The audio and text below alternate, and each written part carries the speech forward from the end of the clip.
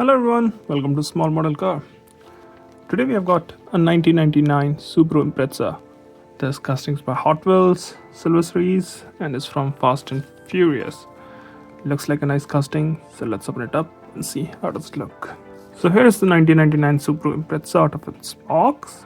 And for those who don't know about Silver Series is slotted between mainline and premium, so you get better details in mainline, but you still miss on details like rubber tires, metal base, premium paint when compared to premium casting. So this is from the Silver Series, so we are expecting some details better than mainline. Now let's start from the front. So in the front you can see a lot of good details. It has detailed headlamp, Subaru badge, detailed grille, lower grille that shows intercooler, and some mirror elements. You got both the mirrors, windshield wipers, and then you've got vent in the hoods and a air intake for the intercooler, turbocharged, I guess.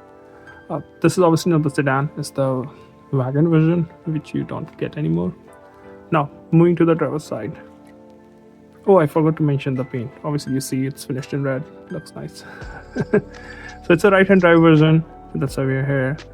You got nice looking 5-spoke wheels.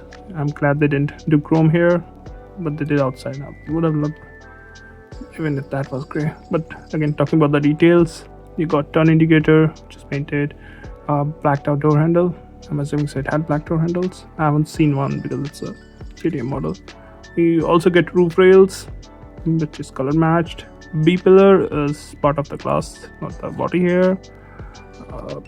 You can also see the spoilers from the side. We will talk more about it when we move to the side.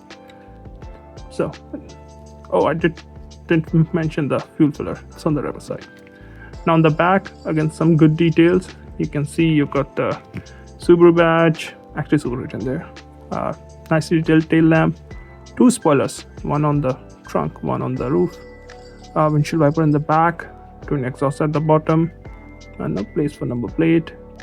The rear door handle is also detailed there. You can see. So good details in the back, very nice details.